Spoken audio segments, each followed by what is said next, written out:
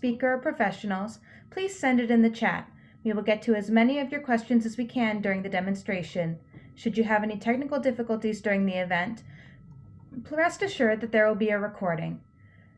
For optimal viewing, please make sure you are in speaker view, not gallery view, which can be found on the top right corner of your screen. If you're interested in learning more about Jewish National Fund, please contact Becky Davidoff at rdavidoff@jnf.org. Thank you.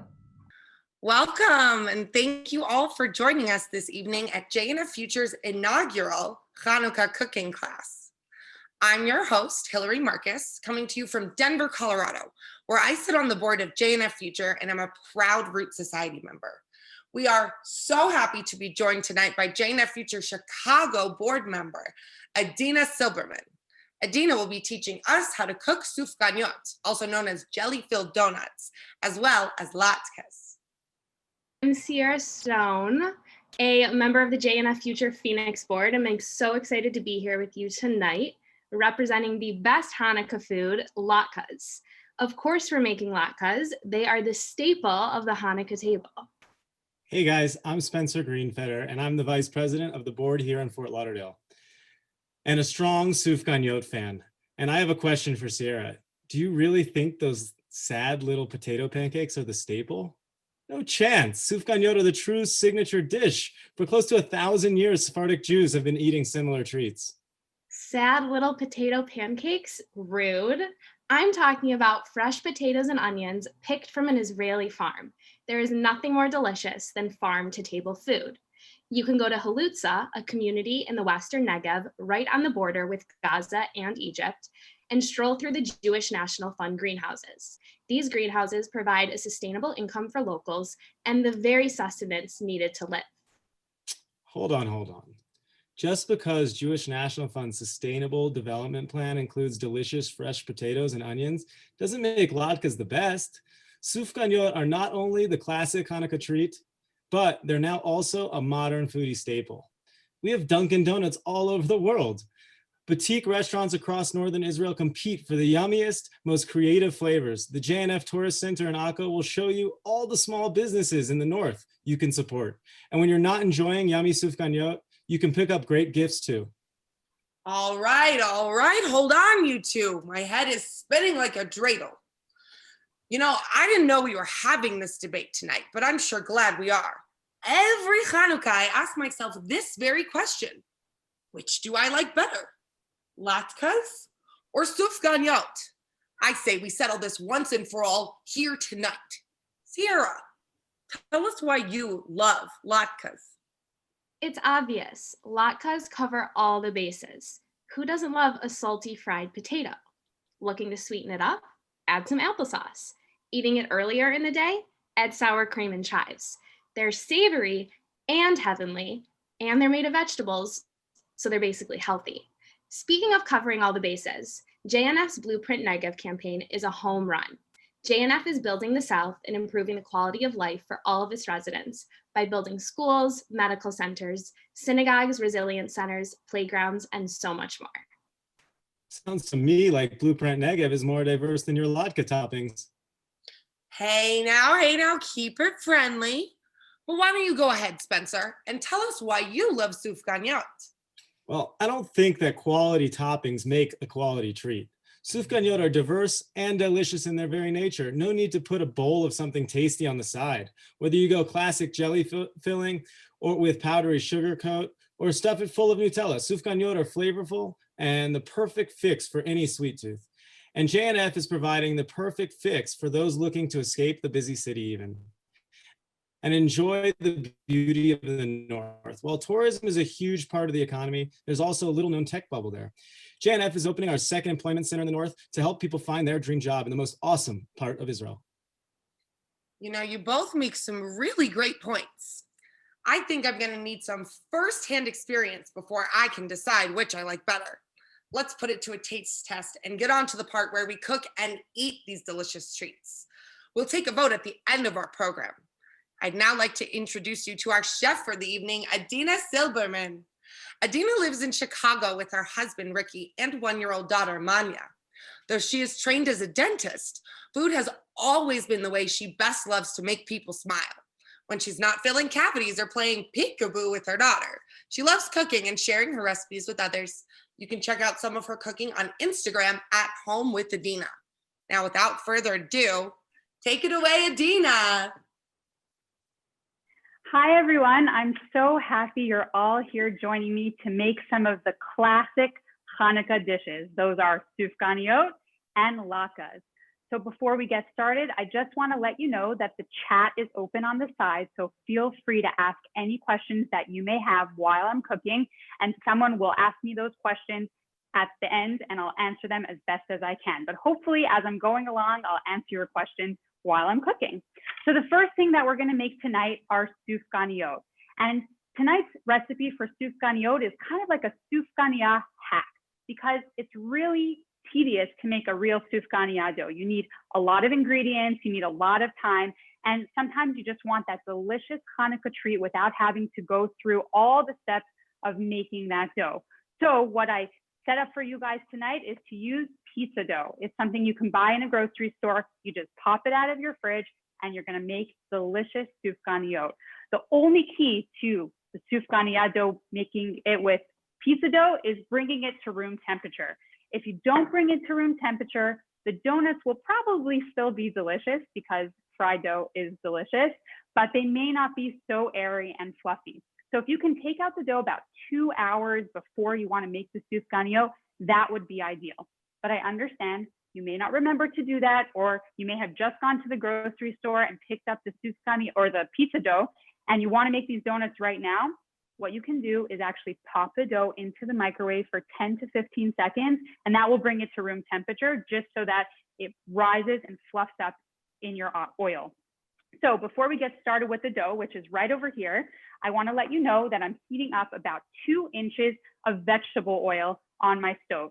It's going to be medium to high heat, but we're going to adjust it a bit later when we are ready to fry the donuts. So again, here's my dough. Pizza dough is generally very sticky, so it's a little bit difficult to handle, and that's okay.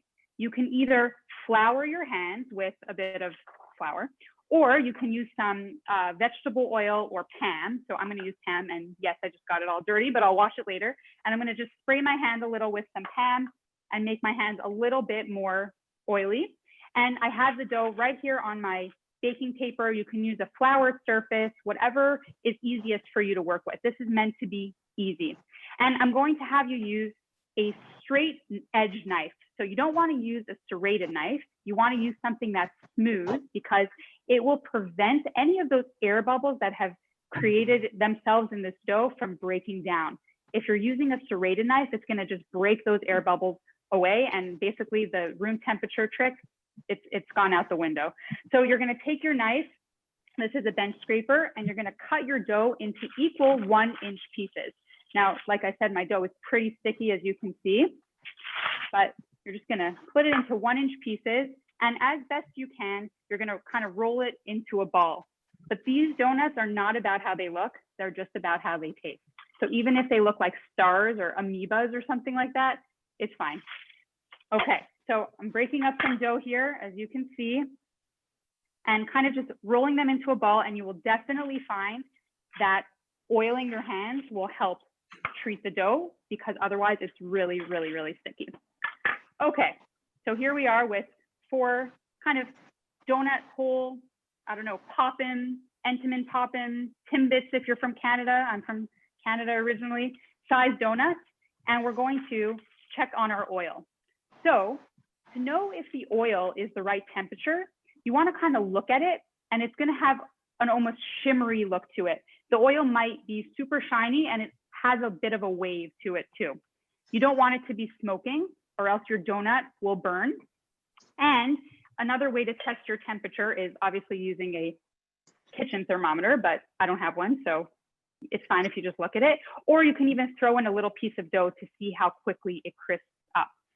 You don't want it to crisp too fast, because if you let it crisp too fast, the outside of the dough will get super crispy and the inside will actually not cook. So what you'll be left with is kind of like a crispy, burnt piece of dough with some rawness inside. And it probably is still delicious, but it's not what we're going for here.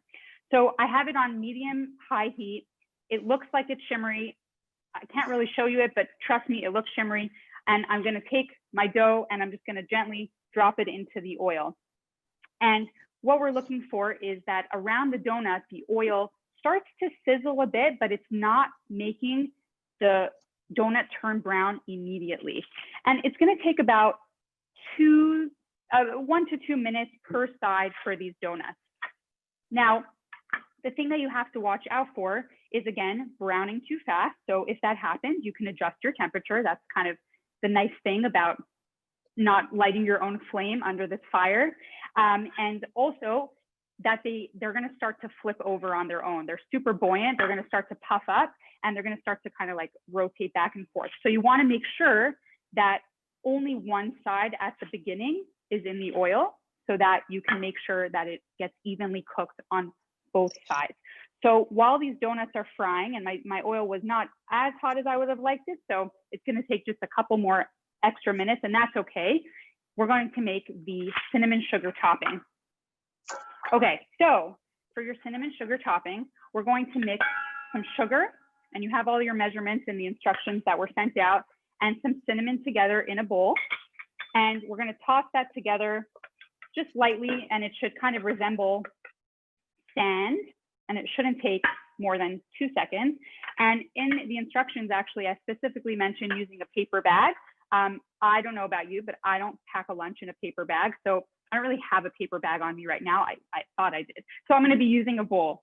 And what you're gonna do with this bowl is when the donuts are finished being fried, you're gonna pop them right into that cinnamon sugar. And because the donuts are hot and warm, the cinnamon sugar is kind of gonna like just get into all the crevices and really coat that donut very, very well. So we're gonna have this over here.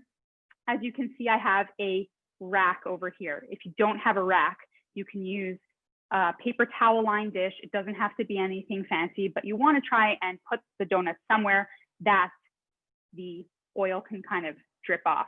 So while I'm waiting for those donuts to fry, I'm just going to open up. If anybody has any questions that were put into the chat, please feel free to ask me. This is a perfect opportunity. Any questions so far? None yet? Okay. So while I'm waiting for those to fry, I also just want to show you, this is a great Hanukkah time hack. This oil is from Costco. 2 of these cost $6. You don't have to feel bad about using a lot of oil over Hanukkah. I basically already have used 3 of these over the last week between the latkes, the donuts, you name it, I use it. So I would recommend everyone during Hanukkah season to go and get your Costco oil. Okay, so these donuts are looking, they're pretty puffed up. I'm gonna pick one up so I can show you how much they grew already since I put them in. They were pretty small. They're already much bigger and they're still not perfectly brown yet. So we're just gonna wait a few more minutes. While I'm waiting for those to fry, I'm gonna show you some other options for toppings. So I have these already prepared, and yes, I ate a lot of donuts today. Same exact method as the cinnamon sugar, which I will be showing you when these donuts are ready, is to do it with confectionery sugar. So that's powdered sugar. Confectionery sugar is just a fancy way of saying powdered sugar. You're gonna put the powdered sugar either in a paper bag or into a bowl. Once the donuts come out of the oil, you're gonna put them into the powdered sugar and you're gonna coat them really well. And then you get that beautiful powdered sugar donut. As time goes on, the powdered sugar may kind of go into the donut a little bit, and before serving, you may wanna top with some fresh powdered sugar, but I can tell you that these are so delicious. They're a little bit more messy than the cinnamon sugar ones because of that white powder, but they are definitely something that you just need to make ASAP. One other thing about the pizza dough is it's a hack. So it's something that takes basically no time. It's just bringing it to room temperature. But I will say there kind of is a pitfall with that hack. The donut won't be the fluffiest donut tomorrow morning. Will you enjoy it right now? Oh yeah, but tomorrow morning it may be not as soft as it was tonight. So I recommend just making them and eating them right away. Okay, so my donuts are ready to flip. And like I said, these are pretty buoyant, so they bounce around a lot. When you try to flip them, sometimes they flop back to the other side, and that's just because of how they've been cooking. In order to help it stay on the side now that you want to brown, you may need to hold it in place for a bit with either tongs or a slotted spoon or a spider strainer or something like that. And that will ensure that both sides get cooked. And like I said, the key is to kind of keep it at this beautiful temperature so that the donut doesn't get overdone before it gets cooked on the outside, because we want it to be soft and fluffy inside and not doughy on the inside and crispy on the outside. Does anyone have any questions? No, okay, those are almost done. One other filling option that I'm going to show you here. So jelly-filled donuts are the classic sufganyot, of course.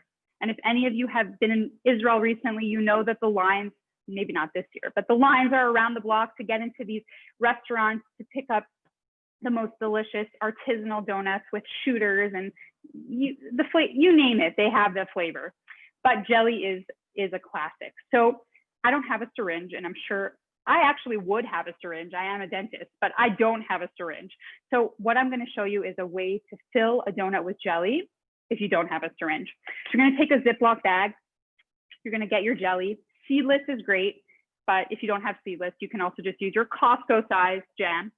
And you're going to take a scoop of jam and you're going to fill the corner of your Ziploc bag as best as possible. So you're going to put the jam right in the corner and you're going to do it up halfway and try to squeeze out all the air and twist, twist, twist, twist, twist your bag so that there's a lot of pressure in the corner of the bag.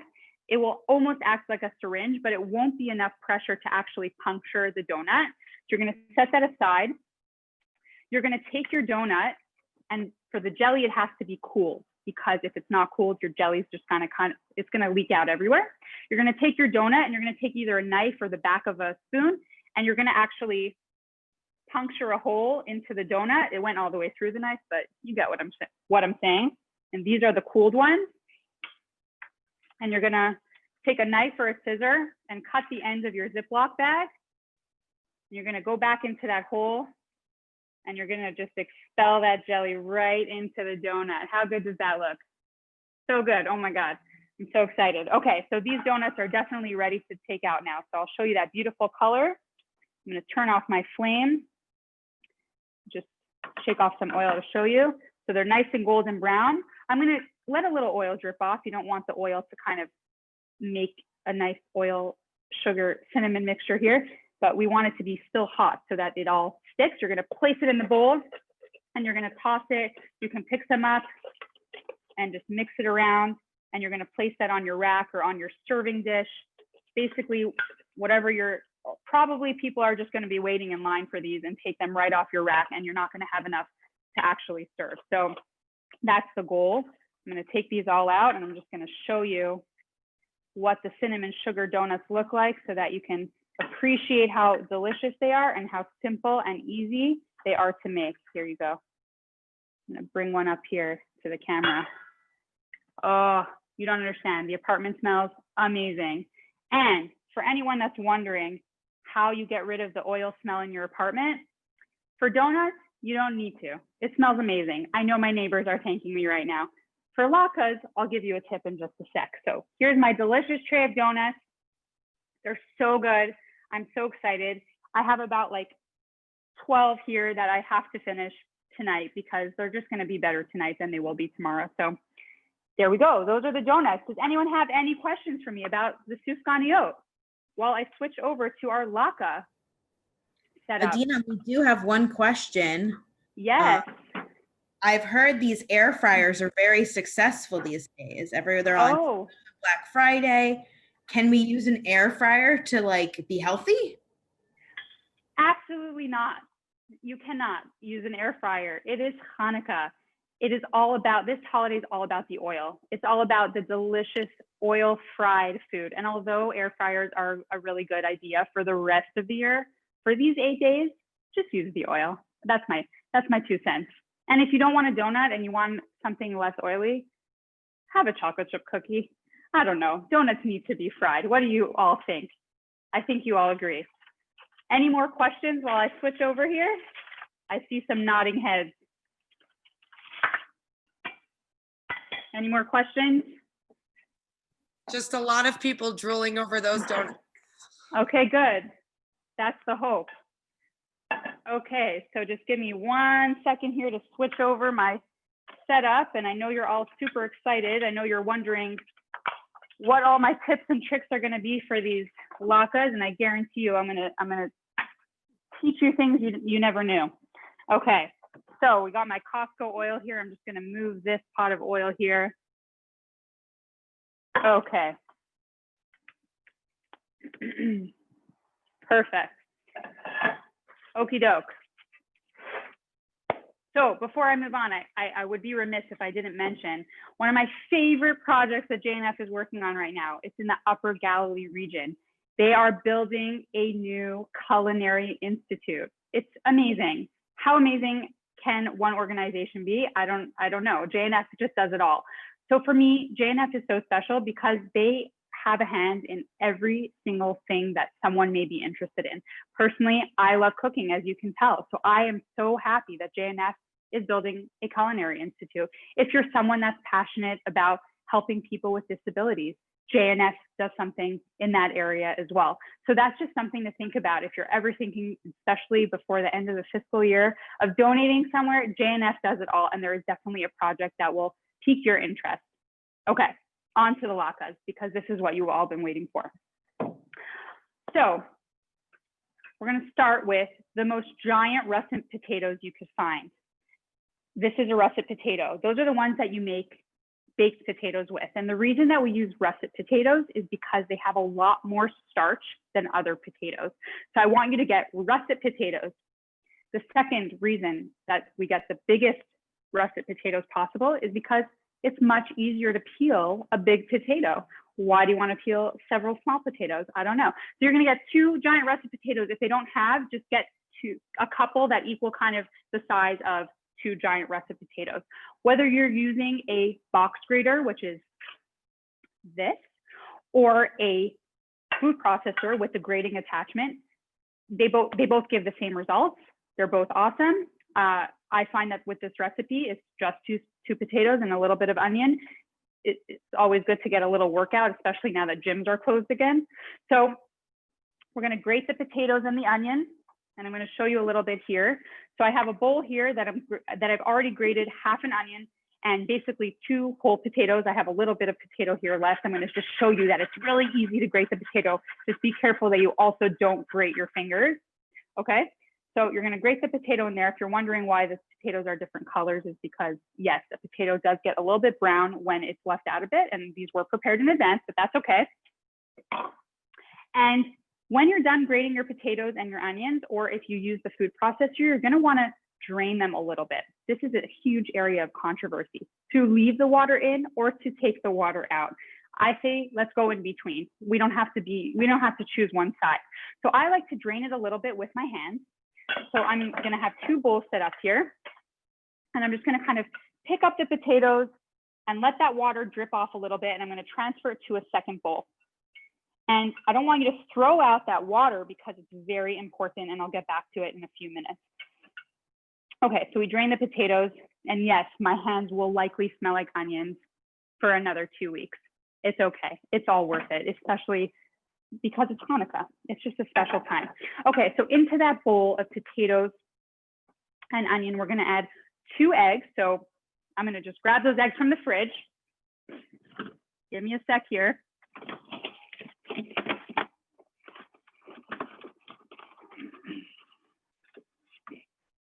Okay, we're going to add 2 eggs. And yes, I got the one-handed motion here down to a science. It's all part of being a cooking host. Okay, we're going to check those for blood, make sure there's no shells. They look delicious. We're going to pour those in. Okay, we're going to add about a teaspoon of kosher salt, and kosher salt it's just the best salt. Don't use table salt, get some kosher salt. If you must use table salt, it's fine. Okay, so we're going to put some of the kosher salt, and we're going to put a little bit of black pepper. I'm using freshly cracked black pepper. You can use already cracked black pepper. It's all good. And some matzah meal. And the reason I use matzah meal, it goes along with the water question. To take the water out or to leave the water in. To use a binder or not use a binder. Flour or no flour. I actually use the matzah meal because I think it gives a little bit extra flavor. Why not? A little bit more Jewishness into there. But also, if you've ever made matzo balls, you know that you have to mix the ingredients together and you leave the bowl on the side for a little bit, you put it in the fridge, and then you come back and all of a sudden it's this like solid mass that you roll into matzo balls, because the matzo meal takes out all the liquid. So if you didn't drain enough liquid with your hands, the matzo meal is actually going to take out even more liquid. So it just helps make the latkes even crispier. So you're going to mix that together with a fork or your hands. They already smell like onions, so you may as well just mix them with your hands, but I have a fork here, so I'm going to use them. So you're going to mix them together with a fork or your hands, like I said, until all of it comes together and it looks pretty smooth. And then you're going to put a 1/4 inch of oil into a non-stick skillet. So that's just a fancy way of saying a frying pan that you always use. And yes, you need to fry latkes. No air fryer for these, no sheet pan for these in the oven. They need to be fried. So before we fry them, I'm going to tell you how to get rid of the smell. You can't really get rid of the smell, but you can open your window before you start making latkes. You can open your window and keep it open while you're making latkes, and you can open your window after you're making latkes. And it's cold outside, so the draft coming in my apartment right now is icy, and that will definitely clear out the smell. Okay, so we're going to heat the oil up, and it's the same thing as the sufganyot. You want the oil to be shimmery, not too hot, so not smoking, or else it's going to just burn the latke. And the way to test the oil temperature obviously is, if you want, you can put a strand of latke batter in and you can just test the temperature like that. Okay, remember that water that I squeezed out from the potatoes and onions before? Okay, check this out. I'm going to actually pour that water off from the bowl, and you can't really see it so well, but what's left in the bottom of the bowl, that white stuff, is pure, fresh, just now homemade potato starch, and that's amazing. So we're going to take that potato starch, we're going to put it back into your latkes. This is a Jake Cohen tip. If any of you follow him on Instagram, he was on the Today Show or the Daily Show yesterday. He's awesome. It adds even more starch into the potato latkes to give you even more crunch when you fry them. So we're just going to mix that up again. Okay, now the moment you've all been waiting for, the frying. Okay, ready? So I'm a little bit risky in the kitchen. I think having cooked for so long, and as a kid, I used a glue gun. I don't even know. I have very little feeling in my fingers. I basically can touch fire and I'm fine. So just don't do this at home if you're not comfortable. I will be using my hands to put the potato mixture in. It makes me feel like I'm part of the process, okay? So once the oil comes to temperature, I'm going to take, it's about a 1/4 cup of the mixture, and I'm going to put them in the pan. So we're going to do that. So, and the oil is not just there yet, so we're going to wait just a couple seconds to keep going. And we're going to do about 3 or 4 in the pan. And obviously it depends how big your frying pan is. The reason you don't want to overcrowd the pan is that if you do, it starts to create steam, and that's going to have a counterproductive effect on the crispy latkes that you want. So if you're ever making like seared steak or anything in a pan, and you're like squishing in 18 schnitzels at once or something like that, they're just going to get super soggy. So just take your time, do a couple at a time, make sure they have space around them. And this way you'll ensure that they'll be super crispy. Okay, so the oil is definitely to temperature now because it's starting to fry up really nicely. So I'm going to do the same thing here. I'm going to do about 3 at a time because, like I said, I just don't want to overcrowd the pan. And the latkes are, can you hear that? I'm going to put my ear here. Can you guys hear that? Let me see a nod. I don't want to burn my head off. Okay, they're frying. I promise you, I hear them. They're super crispy. I'm just going to rinse my hands quickly. Okay, what you want to do at this point is you want to take the back of a spatula or your hand, but I'm not going to make you guys too nervous. And you're going to kind of just smush the latke down a little bit. And that's going to ensure that it has even cooking on both sides when you flip it, but also give a lot more surface area that can crisp up. All those little bits are going to crisp up. It's going to be amazing. Okay, so these are frying. While these are frying, we're going to talk toppings. Okay, so yes, there's a sufganyot and latke debate, but let's just go into the latke. There's the sour cream applesauce debate. Am I right? Okay. I grew up eating both. I don't know about you. I'm like a mix everything together, get that delicious flavor into my mouth kind of person. So here we have just plain sour cream. Here we have plain applesauce. You can put them both on your latke. You can put one on your latke. You can decide what you want later. But people are taking latkes to a whole new level. Basically, anything you can eat a potato with, you can eat with a latke. So if you like French fries with ketchup, you may like your latke with ketchup. If you like your baked potato with cheese and cottage cheese and dill and chives, you can eat that on a latke. People top it with lox. People top it with caviar. You name it. Giada de Laurentiis even made chocolate chip latkes. I don't know, but I guess it works. Okay, so, and oh, I saw something really cool the other day. Leah Koenig on Instagram, she has a couple cookbooks. She actually took one latke and put half sour cream and half applesauce, and she called it the black and white cookie of a latke. I thought that was very cute. Okay, so you're gonna wanna flip your latke when it starts to get this really deep golden brown. There's no point in rushing it. You want the inside to cook. You don't wanna get these like chalky kind of latkes. You want the outside to be crispy, the inside to be cooked, but also smooth and kind of not dry. It's like this perfect balance. So these are still frying up. It smells amazing. I can't even tell you. It's like going to be our midnight snack, donuts and latkes on night 6. It's a perfect time to pause for questions if anybody has, while we wait for the latkes to fry. Someone asked how much onion goes into the recipe. Great question. So I use about a half a medium onion. So it's roughly, I would say, like a quarter cup when you grate it all. But the amount of onion is also definitely personal preference. I think it gives the latke that very quintessential latke flavor. So I definitely think you need the onion, but you can do like a quarter onion, half an onion. I wouldn't go more though than like more than half an onion, because the onion is super watery. So it will kind of detract from all that you're trying to do with squeezing out the water and adding the matzo meal. Good question. Thank you. And so that's half an onion to how much potato? So it's half an onion to 2 giant russet potatoes. So 2 of these, and then an onion, probably like that much onion. Make sense? Thank you. Adina, why do you make latkes after sufganyot or vice versa? Like, can you make your donuts after you make your latkes? Is there an order that matters? Great question. So tonight, as you noticed, I had a pot for my sufganyot and a pan for my potato latkes. But say you wanted to use the same oil for both because you didn't go to Costco. And let's just remind you, I don't work for Costco, but let's just remind you about this oil. Let's say you didn't have enough oil. You realize, oh shoot, I only have enough oil for one or the other. It's okay. You can use the same oil for both, but you must make your sufganyot first, because it's okay to impart a little sweet flavor into your latkes.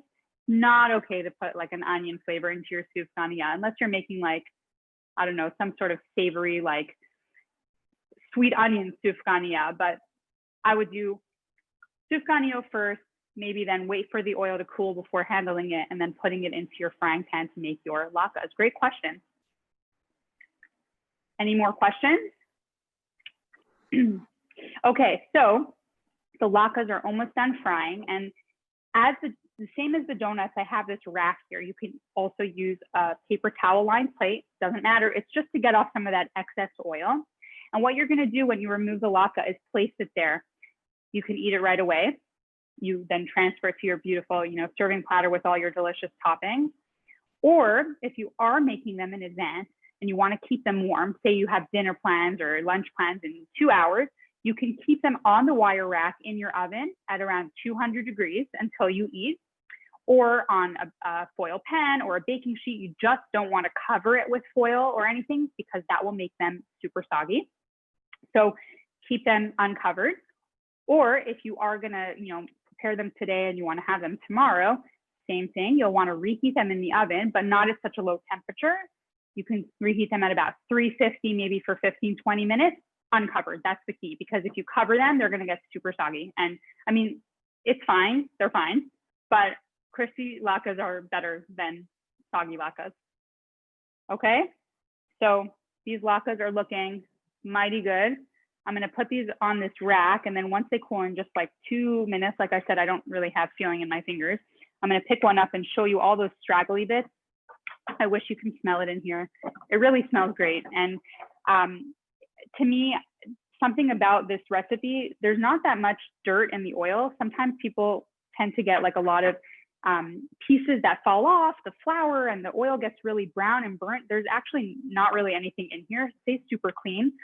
There is a tip to gather all those bits though, if you do see that happening. If you put a peeled carrot into your oil while you're frying the latkes, it acts as a magnet somehow and attracts all the dirt in the oil. So that's definitely something you can try. But I don't ever find that I have that problem. So that's why I didn't do it tonight. Okay, oh my God. Do you see this?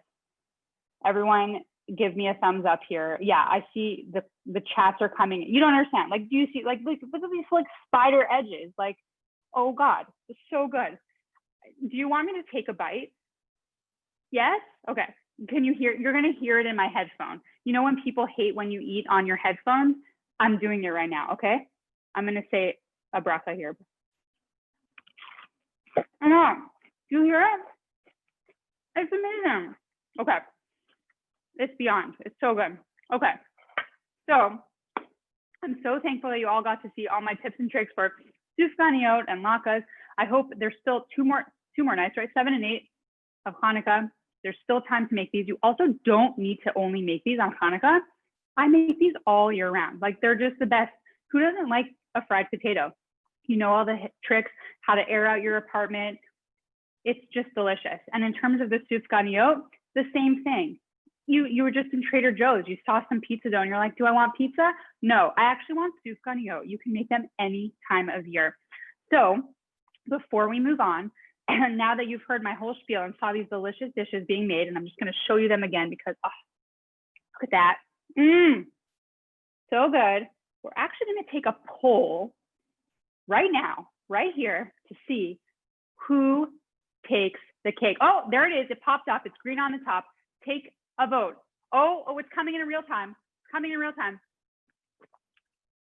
Oh my God. Oh my God. Ah! Oh my God. Is that it? Are we done? Should we wait like 2 more seconds? People are still voting. People are still voting. I didn't vote. Okay, I'm gonna vote. I'm gonna vote. Okay. Okay, good. Okay, we're gonna count it down. Everyone together. 5. Oh. Ah! Okay. Latkes won. Latkes won. You know what? Listen. To each his own.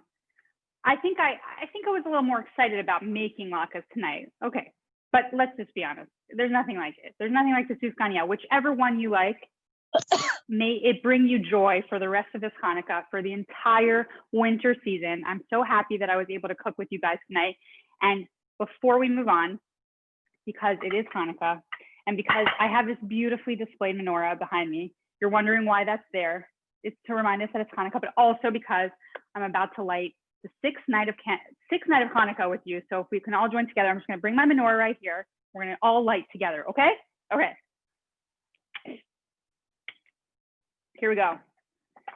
These beautiful candles from JNF. We're going to light the shamash. Here we go. And you all need to help me sing. Okay. Ready? Baruch atah Adonai Eloheinu melech haolam asher kedishanu b'mitzvotav v'tzivanu lehadlik ner shel Chanukah. Baruch atah Adonai Eloheinu melech haolam she'asa nisim lavoteinu bayamim hahem b'zman hazeh. Happy Chanukah, everyone. Thanks again so much for joining me. I'm so excited for you all to make these delicious dishes. If you do, and you post them on social media, make sure to do a few things. Hashtag JNFuture USA, at JNFuture USA, at Tell us about Adina. your tray. Your tray. Oh, my tray. Oh, this is a very special tray that I made, but we can talk about that another time. That was my mom. Hi, Mom, from Toronto, Canada. Thank you so No, much. the tray. They want to hear about the tray. Okay. Anyway, thank you so much, everyone. I'm going to send it back to Hillary. If you have any questions, feel free to ask in the chat. If you didn't get a chance to, feel free to message me on Instagram at Home with Adina, but make sure you make these before the end of Hanukkah, but also for the rest of your life. Bye, everyone. Thank you so much, Adina. Oh my goodness. I cannot get over how delicious that food looks. I can't believe that latkes won by such a landslide. They both looked so good, I couldn't possibly decide. And I cannot wait to make your recipes for myself. I want to say thank you again to our debaters, Spencer and Sierra. You both fought hard, but latkes won in the end. And thank you to all of you for joining us this evening. You will hear after this program from a JNFuture professional with more information about how you can have a direct impact in Israel through Jewish National Fund. Thanks to the support of our incredible donors, JNF wins by investing in Israel's North and South. If you'd like to learn more about supporting the incredible growth in Israel, please contact a JNFuture professional or go to jnf.org/JNFuture. We do have a few upcoming events that we hope you attend. Our next event is called The New Food Frontiers. So if you liked this one and you're feeling hungry, you're definitely going to like this one. We will hear from the CEO of the Galilee Culinary Institute that Adina mentioned earlier, and that is on Sunday, December 20th at 1 p.m. Eastern Standard Time. To kick off our new year, on January 10th, we will be having a guided meditation. It will be at 2:00 p.m. Eastern Standard Time. I hope we see you there. And for more information on our upcoming events, keep an eye out for a monthly JNFuture email or stay up to date by going to jnf.org/on-demand. Thank you again to Adina. You're wonderful. You're so charismatic. The food was delicious. Thank you again to our debaters, and thank you to all of you who joined us. We hope to see you at our next event. Don't forget to send in your annual contributions.